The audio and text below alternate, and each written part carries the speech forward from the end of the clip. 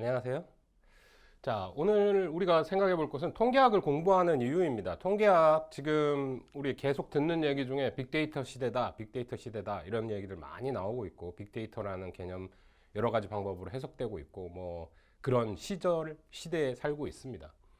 그런데 왜 이제 이런 빅데이터 시대에 통계학, 그 데이터가 크게 어베일러블하게 유용하게 이렇게 나와 있을 때 왜 통계학을 공부해야 되며 통계학을 통해서 어떤 것들을 우리가 얻을 수 있는지에 대한 고민이 되겠습니다. 그래서 뭐 통계학에 대해서 잘 아시는 분, 이제까지 좀 공부를 많이 하셨던 분도 계시겠지만 또 아주 생소하거나 어렵게 생각되시는 분들을 위해서 좀 더 동기를 드리고자 말씀을 드리고 싶고요. 그러니까 지금 우리 빅데이터 시대에 통계학이 어떤 식의 역할을 해야 되고 통계학을 통해서 우리가 어떤 일들을 할 수 있을지 한번 살펴보도록 하겠습니다. 자, 빅데이터 시대인데 데이터가 어떤 유용성을 가지고 있느냐, 그럼 통계학이 그런 데이터의 유용성을 어떻게 이용할 수 있느냐에 대한 내용입니다. 적절한 방법을 적용한 결과는 신뢰성을 가진다. 그러니까 그 통계학에서 신뢰성이라는 거 상당히 중요한 부분이고요. 신뢰성이라는 거 결국 궁극적으로는 다음 부분에도 연관이 되는 얘기지만 의사결정에 필요한 근거를 제공하게 되는 겁니다. 자, 우리가 통계학을 공부하는 궁극적인 목적 중에 하나는 이것입니다.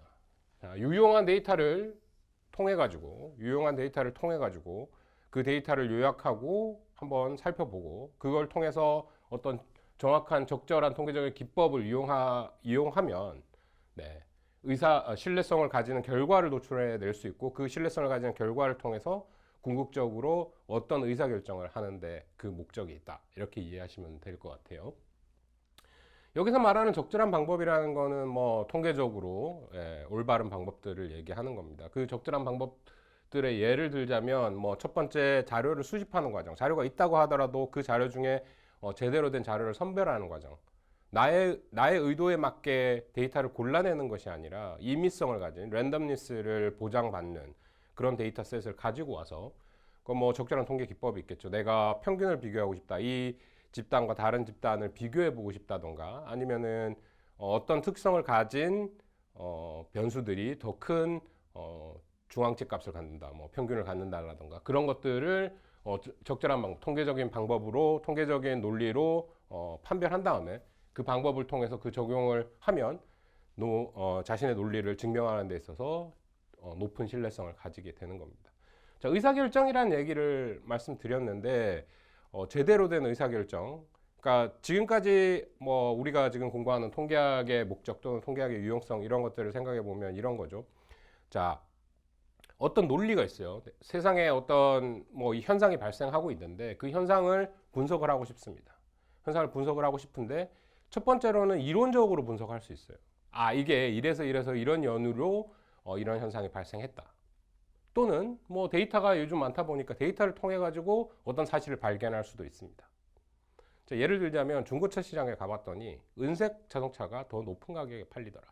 동일한 마일리지, 동일한 어떤 차의 상태에도 불구하고 그러니까 차의 색깔이 은색의 색깔을 가진 자동차가 잘 팔리더라. 라는 예를 들어볼 수 있겠어요.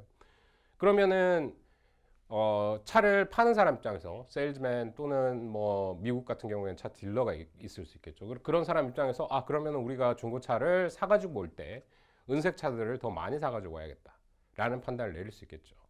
그런 어떤 이론을 가지고 은색 차가 비싸게 팔리더라 라는 개인적인 경험이 있는데 그 개인적인 경험이 진짜 현실에도 나타나느냐 어떻게 증명할 수 있을 것 같습니까? 나는 10년 동안 차를 팔아보니까 그런 느낌을 가졌어. 자기만의 어떤 표본, 샘플이 있는 거죠. 근데 그거를 좀 더 이제 빅데이터 시대에 데이터가 많이 널려져 있고 구하거나 모으기에 쉬운 그런 상태에 있기 때문에 그 데이터를 가지고 그럼 그런 의사결정을 한번 해보자 라고 판단을 하는 데 있어서 네, 빅데이터 시대에 살고 있는 지금 우리가 많은 편의를 가지고 있다. 그럼 그런 이제 현상을 분석하는 거에 있어서 그 데이터를 가지고 오면 되겠죠. 마일리지 얼마 나눠져 있는 각각의 중고차들이 이제까지 얼마에 팔렸고 거기에 색깔이 이제 부여돼 있다면 그 색깔에 따라서 가격이 얼마나 차이가 났는지를 보면 됩니다. 그래서 그런 현상을 분석하고 그런 현상을 데이터를 통해서 분석을 하고 거기에 실증적인 자료를 제시할 수 있는 거죠. 그러니까 이런 모든 과정들이 옛날에 비해서 아주 편해졌다. 왜? 데이터의 그 범위라든지 아니면 데이터를 모을 수 있는 방법들이 아주 다양해지고 또 데이터들이 많이 순간순간 지금 이 순간에도 축적되고 있는 그런 과정에 있기 때문입니다. 그런 의미에서 우리가 어떤 이론을 만들고 우리 나름대로의 설명을 그러니까 하고 싶었을 때 그 처음에는 이제 이론적으로 내가 가진 경험으로 이런 어떤 주장들을 할 수 있는데 그 주장들을 검증하는 방법의 한편으로 통계학이 아주 유용하게 쓰여지고 있다. 특히 데이터가 풍부한 지금은 더 그렇다. 그렇게 이해를 하시면 되겠고요. 그 때문에 더 데이터를 통한 통계 분석, 통계적인 방법론에 대한 이해가 꼭 필요하다라고 이해하시면 되겠습니다. 적용하는 방법이요. 요런 상태에서도 우리 뭐 AI니 머신러닝이니 하는 것도 사실은 통계적인 방법론을 알고리즘 속에 꼭 하나씩 끼워두고 있습니다. 그 통계적인 모형이 어떤 것이든지 간에요. 그렇기 때문에 내가 뭐 경작을 공부한다, 경영을 공부한다, 어떤 실질적인 어떤 비즈니스에 대한 의사결정을 하는데도 꼭 필요하지만 또 다른 분야에서도 통계학이 엄청나게 많이 사용되고 있고 물론 뭐 내가 하나하나 이론적인 통계학의 증명, 모형의 증명이라든지 왜 이런 것들이 쓰이고 왜 이런 얘기를 하는지에 대한 수학적인 증명도 물론 깊이 공부할 때는 필요하지만 현실적으로 기본적인 내용들을 알고 있어야 내용들을 쉽게 또는 우리 이런 시류에 맞춰 가지고 나오는 기사들 또는 신문 기사들이나 아니면 현실적인 이해 정도가 늘어난다고 보시면 되겠습니다. 그런 의미에서 통계학이 아주 중요한 역할을 지금 하고 있다. 결국은 이제 의사결정에 필요한 도구이기 때문에 그 도구 자체를 잘 이용할 수 있는 그런 능력을 키워야 된다라는 것을 말씀드리고 싶습니다. 이제 간단한 통계학의 정의와 그 방법에 대해서 한번 살짝 살펴보도록 할게요. 통계학이라는 거 우리가 데이터, 정보들이죠.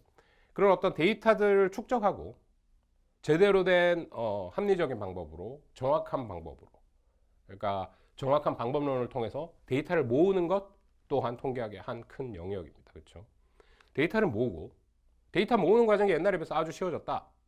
여러 가지 풍부한 데이터들이 있고요.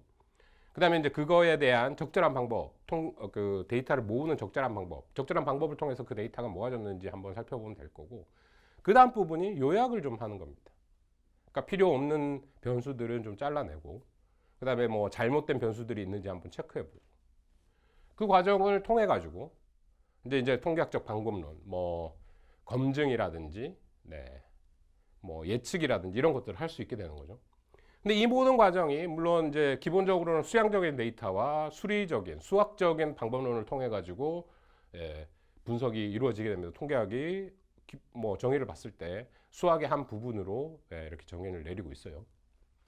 수량적인 비교를 통해 사실을 관찰하고 처리하는 방법을 연구하는 겁니다.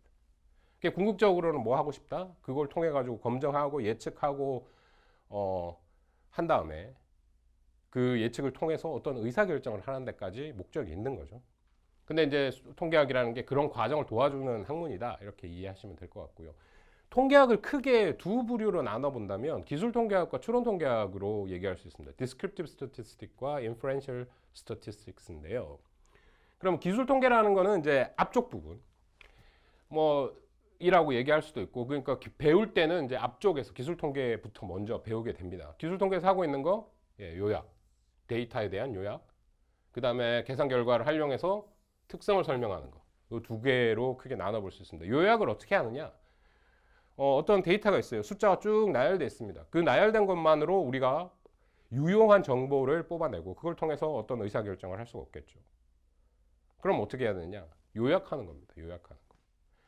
긴 줄에 어떤 데이터가 한 100개 있다. 그 100개가 있는데 숫자가 나열되어 있어요. 25, 32, 27. 뭐 그런 그 각각의 어떤 숫자들의 의미가 없습니다. 그 중에 그 데이터를 요약하는 방법들 뭐가 있겠습니까? 통계적인, 기술 통계적인 방법을 통해 가지고 평균, 분산 이런 거 구해내는 거 있겠죠.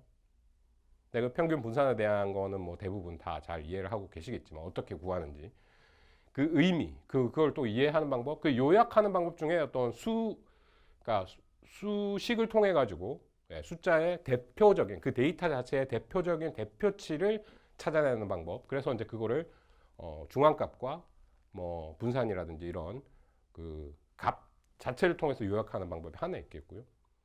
또 수리적인 요약이 있다면 그래픽하게 그림으로 나타내는 방법도 있을 겁니다. 히스토그램을 그린다든지 삼포도를 그린다든지 이런 내용에 대해서 쭉 공부를 하게 될 겁니다. 기술 통계학의 기본적인 내용은 요약을 해가지고 특성을 설명하는 데 있다. 어떤 특성을 이 데이터가 가지고 있다. 아니면 이 집단이 가지고 있다. 근데 기술 통계학의 마지막 부분 또는 한계라고 할 수 있는 거는 우리가 추론 통계 전까지 하고 있는 작업들이라고 생각하시면 되고요. 여기에 기술 통계학에서 우리가 한 가지 이제 차이점을 추론 통계와의 차이점을 하는 가지 생각해 보자면 모집단과 샘플에 대한 표본에 대한 구분이 없습니다. 그러니까 모집단과 샘플에 대한 구분이 나오고 모집단과 샘플이라는 얘기, 표본이라는 얘기가 나오기 시작하면 그건 바로 추론 통계학에 모두 속한다라고 이해를 하시면 되고요. 그럼 이제 추론 통계학은 어떤 걸 하느냐? 추론 통계학은 기본적인 출발점이 이래요. 우리가 세상에 알려져 있는, 세상에 나타날 수 있는 모든 정보를 가지고 있지 않습니다. 그러고 데이터를 아무리 많이 모은다고 하더라도 빅데이터 시절이라고 해서 아무리 많이 모은다고 하더라도 순간순간에 변화하는 특성들에 대한 모든 것들을 가지고 있지는 않다. 그렇죠? 그렇다면 그럼 어떤 의사결정을 내릴 때 어떻게 해야 되느냐? 자동차에 불량이 있다 없다를 불량률이 얼마가 되느냐를 계산하기 위해서 모든 자동차를 검수하지 않습니다. 그렇죠? 그 중에 임의로 선택된 일부를 검수를 하고 그 중에 일어났던 불량률 가지고 전체적인 불량률을 예측을 하게 되죠. 추정을 하게 되는 겁니다. 그 과정이 추론 통계에 있습니다. 표본을 추출해서 임의로 선택된 표본, 샘플을 추출해 가지고 그 샘플을 통한 어떤 데이터에 대한 요약, 그다음에 이런 것, 그 디스크립티브 스태티스틱스에 나온 기술 통계학에서 나온 그런 결론들을 통해 가지고 그러면 전체 집단인 모집단, 우리가 원래 생각했던 모집단에 대한 생각을 하게 되는 거죠. 모집단의 특성을 추정하거나 검정하게 됩니다. 그 과정에 이제 추론 통계학에 있는 거예요. 추론 통계학의 시작은 샘플링, 샘플과 모집단, population, 그 표본과 모집단에 대한 관계를 통해 가지고 어떤 결정을 내리게 되는 것을 추론 통계학이라고 할 수 있습니다. 아무리 우리가 빅데이터 시절에 살고 있다고 하더라도 전체적인 모집단의 특성을 모두 다 데이터로 축적해 놓은 것은 아니기 때문에 그 와중에도 이제 샘플링, 랜덤 샘플링이라고 하죠. 임의적인 표본 추출을 통해서 모집단, population, 우리가 관심 있어 하는 그 집단에 대한 어떤 특성들을 추정하거나 검정하는 과정을 거치게 됩니다. 그래서 크게 이제 통계학을 크게 나누면 기술 통계학과 추론 통계학으로 이제 나눌 수 있고요. 그걸 통해 가지고 이제 요런 방법들, 요런 대략적인 과정을 통해 가지고 우리 통계학에 대한 공부를 하게 될 거고 이해를 깊이 있게 할 수 있는 과정을 거치게 될 겁니다.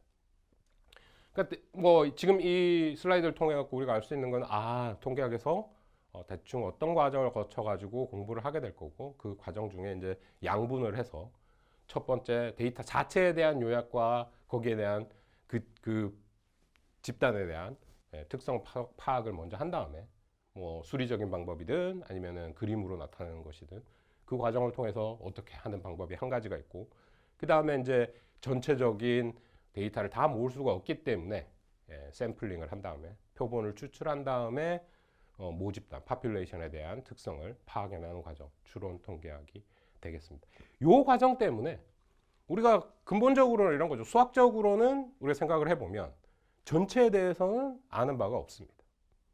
전체에 대해서는 지금 아는 바가 없어요.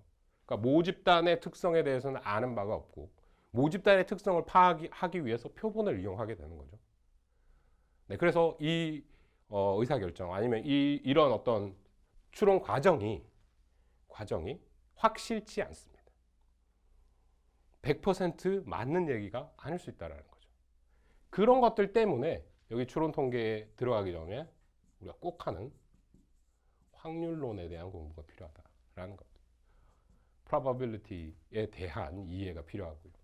그 전까지는 수학적인 어떤 요약 과정이었다면 다음은 확률론을 공부한 다음에 추론 통계로 들어가서 표본의 특성을 이용한 모집단의 추론 검정 과정이 필요하다. 그런 과정들을 거쳐 가지고 우리가 쭉 통계학을 공부하게 될 겁니다. 자, 그럼 한 번 더 강조하는 부분이죠. 통계학의 목적. 통계학을 통해서 우리가 뭘 할 수 있느냐? 통계학이 과연 우리에게 어떤 것을 해줄 거냐라는 거죠. 첫 번째로 쭉 강조하고 있는 거지만 통계학을 통해서 우리가 궁극적으로 하고 싶은 거는 의사결정이에요. 어떤 판단을 내리는 거죠. 경제 경영 부분에서 하고 싶은 부분은 의사결정 어떤 거 하고 싶습니까? 내가 어떤 마케팅 전략을 취해야 되느냐? 우리가 어떤 특성을 가진 사람을 뽑아야 되느냐? 그렇죠? 네, 지금 이런 조세 제도를 통해 가지고 얼마나 많은 조세 수입을 올릴 수 있을까에 대한 예측이라든지 각각의 그 실질적인 어떤 숫자를 통해 가지고 좀 더 설득력 있는 설명을 하고 거기에 따라서 의사결정을 하는 거죠. 네, 그 의사결정의 목표가 딱 정해져 있는 겁니다. 의사결정. 자, 의사결정에 대한 학문이다 그러면 경제학이 의사결정에 대한 학문이다라고 할 수 있죠. 선택에 대해서 공부를 하는 겁니다. 그 과정들, 그런 그 기본적인 이론을 바탕으로 한 거를 뭐 통계학을 통해서 이론적인 부분만이 아니라 그건 이론일 뿐이잖아. 증명해봐 라고 했을 때 현실적인 어떤 실질적으로 사회 현상으로 나타나는 그런 정보들을 이용해 가지고 결국은 의사결정을 하는 데 목표가 있다라고 이해하시면 되겠습니다. 다음으로 얘기했던 거 이거죠. 불확실성의 해소, 불확실성. uncertainty입니다. 그렇죠? 현실, 또 미래에 대한 예측, 의사결정이라는 거, 의사를 왜 결정을 해야 됩니까? 모든 것이 확실하다면 수학적으로 뭐 의사결정의 과정을 거치는 중요성이 줄어들 수밖에 없겠죠. 뭐 나와 있습니다. 이렇게 가면 확실히 이윤 증가할 거야. 증가해. 이런 거고요. 불확실성이라는 건 모른다라는 거죠. 여러 가지 변수들이 있습니다. 여러 가지 변수들이 있는데 그 변수들 중에 이게 어떤 큰 영향을 미칠 거고 이런 현상이 나타났을 때 이런 의사결정을 해야 된다. 라는 것들, 이 불확실성, uncertainty라는 거 우리 수학적인 방법론을 통해서 과학적으로 분석하기 위한 게 뭐가 되겠습니까? 확률론이 되는 거죠. 그래서 그런 의미에서 확률론이 상당히 중요한 역할을 차지하고 있습니다. 통계학을 공부하는 데 있어서. 물론 우리 교과서나 이제 공부하는 과정 속에서도 확률론이 중간에 기술 통계부터 추론 통계로 넘어가는 과정에서 딱 자리를 잡고 있고요. 아주 큰 부분입니다.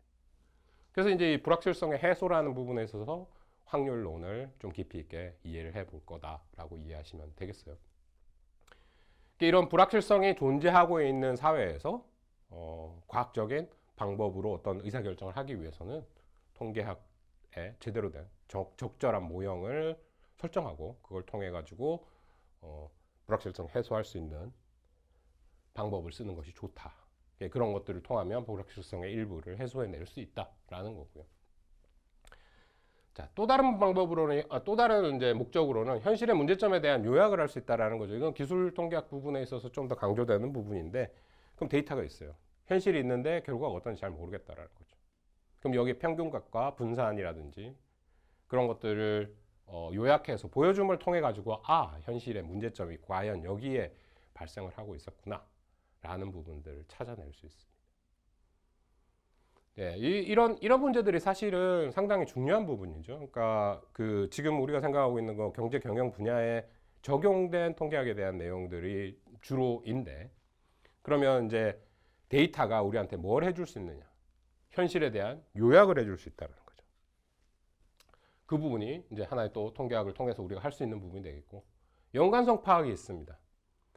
자, 뭐 통계학 부분에 있어서 연관성이라고 얘기하는 거 변수들 간의 연관성을 얘기하는 경우가 많습니다. 그러니까 변수라고 얘기하면 이제 수학적인 어떤 논리가 들어가 있는 부분인데요. 그러면 하나의 변수와 다른 변수 간에 어떤 관계가 있느냐? 소득이 증가하면 소비가 증가한다 라는 이론이 있다고 했을 때 이거를 현실에서도 직접적으로 그렇게 나타나느냐? 그렇죠? 그런 것들을 통계학을 통해 가지고 분석을 해낼 수 있는 겁니다. 경제경영 통계학이든 그런 어떤 통계학을 통해 가지고 연구의 신빙성을 더 높이는 과정이라면 이 연관성 파악이라는 측면의 통계학의 목적이 상당히 중요한 역할을 하고 있고요. 그 변수 간의 연관성, 관계 이런 것들을 살펴보는 내용이 회귀 분석에 상당히 많이 녹아져 있습니다. 그래서 회귀 분석이 궁극적으로 우리가 이번 이제 통계학 과정을 통해 가지고 아주 마지막 부분에 나오는데 그게 뭐 펀치라인이라고 할 수 있죠. 그 부분을 제대로 이해하기 위해 가지고 우리가 긴 기본적인 어떤 통계학적 이론들을 배우고 궁극적으로는 그런 연관성 파악하는데 목표가 있다. 그 모형이 가장 크게 무게 있게 다뤄져야만 하고 깊이 있게 이해돼야 다음번 또는 좀 더 깊이 있는 통계학 공부를 할 수 있는 그런 가교 역할을 한다라고 이해하시면 되겠습니다. 또 다음 부분은 예측이죠. 미래에 대해서는 아무도 모릅니다. 그런데 좀 더 정확한 확률적으로 확률이 더 높은 예측을 하고 싶다라는 겁니다. 자, 아주 뭐 파이낸스에서도 아주 중요한 부분이지만 주식 가격 어떻게 움직일까? 내가 그걸 잘 예측할 수 있다. 예측하는 확률이 아주 높다라면 네, 바로 뛰어들면 아주 큰 돈을 벌 수 있죠.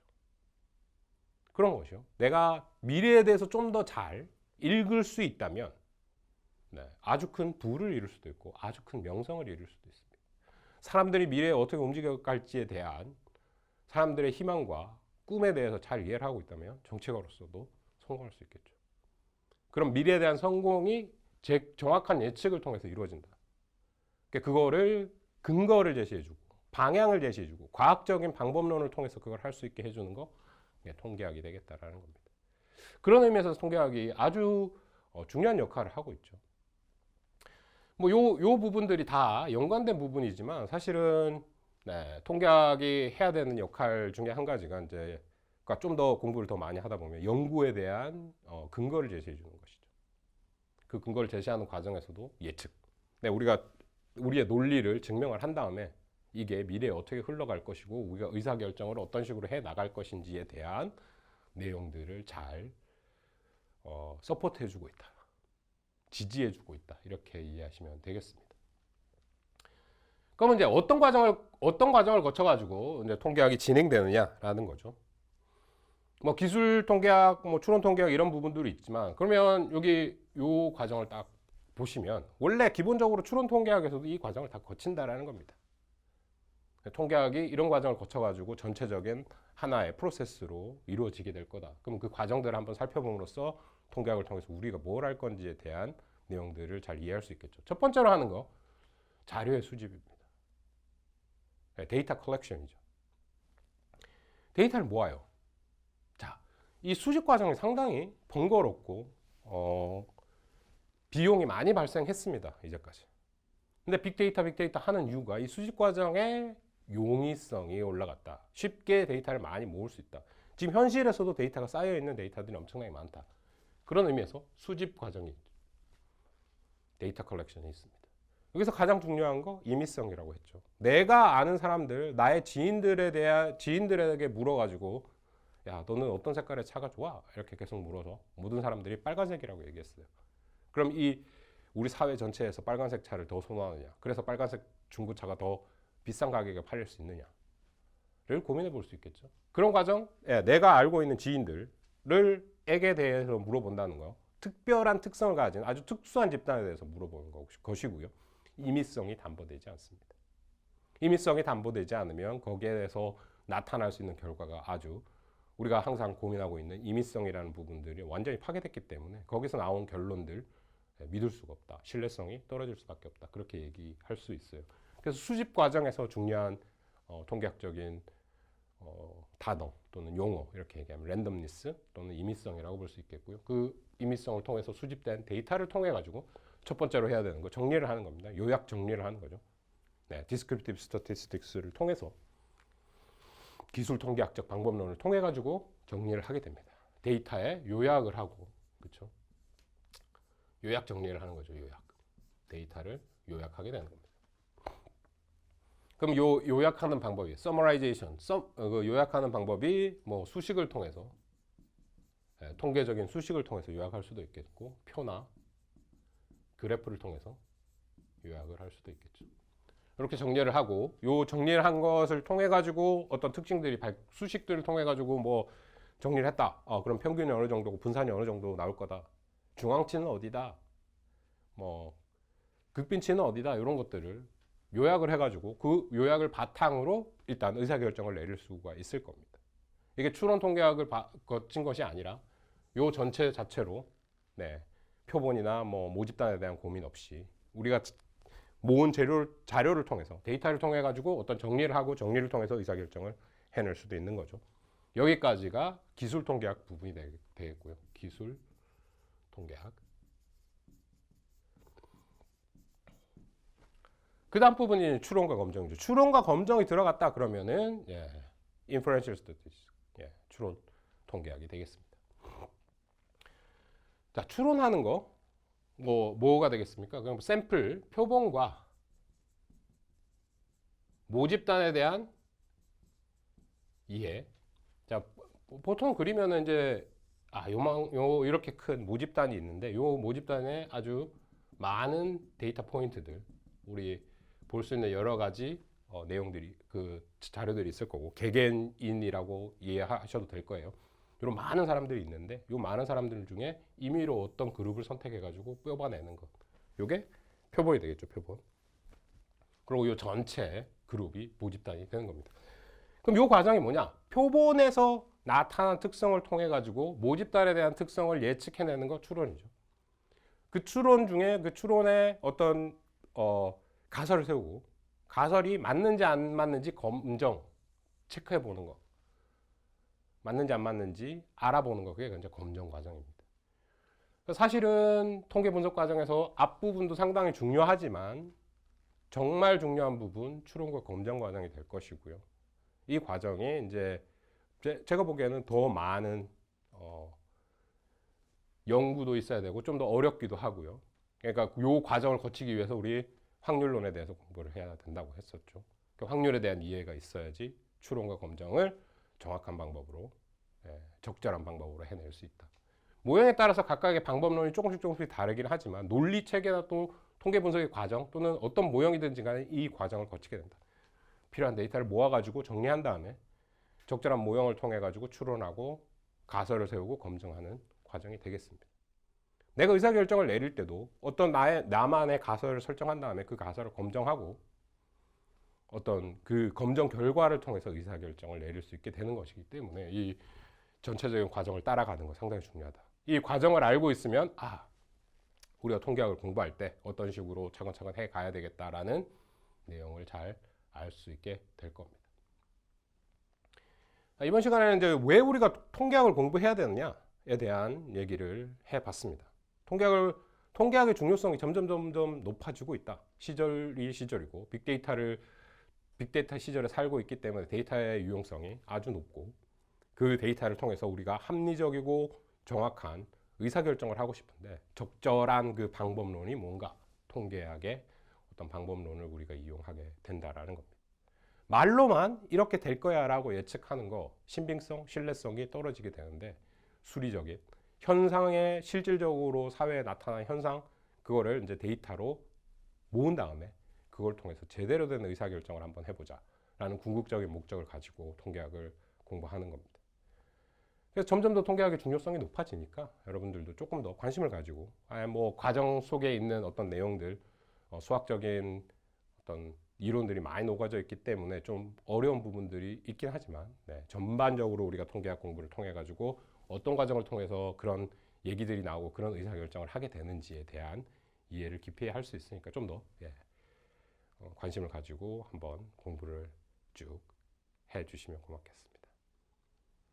이번 시간에는 여기까지 요약을 해보도록 하겠습니다. 고맙습니다.